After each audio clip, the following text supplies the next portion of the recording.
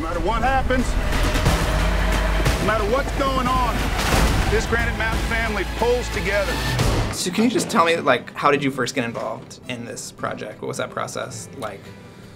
Well, you know, to take it all the way back, it started in 2012 when the actual fire happened in Yarnell, and Okay. we put together a benefit concert for Prescott, played an arena there, and tried to bring a little levity to some folks after 3 weeks after this happened. So that's where it really started for me, meeting family members, meeting Brendan, you know, just leaving some money behind, and just sadness. I mean, it hurt. It was really just a tough experience for everyone involved, but it felt like it had some positiveness that came out of it. But then, you know, fast forward to last year when we had a chance to watch this movie with Joseph, the director, in a theater, and just, you know, to see the story and get a chance to offer a chance to write on a song that already had been started called "Hold the Light." And I was like, yeah, you know, I tried to write some other things on my own, but I couldn't beat the song that Joe Trapeze had already started with Sean Carey. And so I just worked on that song and worked on the bridge and added some stuff to it and sang it, and just to be here now sitting with you is a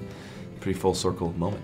You have actually done some firefighting, right? Mm-hmm. Can you talk about that? Well, yeah, I mean, I was in my early 20s, and I had met, you know, kind of randomly, met a guy who lived out in the desert, kind of the Sam Shepard, Marlboro Man type, you know, who I really liked a lot, who wasn't really privy to what I do, you know, I was doing there, which was, I was doing a series, I was doing a Western, and we just became friends, and he, you know, he was an airport firefighter.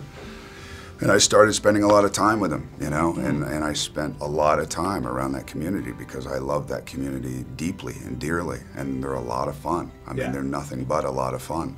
And, you know, and then you'd hear that bell go off and you'd see everything switch. And there were, you know, this incredibly selfless, go get 'em, just a different thing that came out of them that I didn't see in you know, your common man. Right. So he started a volunteer fire department out in MacDowell, Arizona, and then I was a part of that for, you know, 3 years or something like that. And it was good. It was like, it was something that I really got. It's not that I was necessarily in peril. You know, we did a lot of training. We were in fully engulfed structures and all that kind of stuff. But it was a community that I don't know, man. I just landed in it, and I appreciated it and still appreciate it thoroughly. So did you know this story before you had signed on to the movie?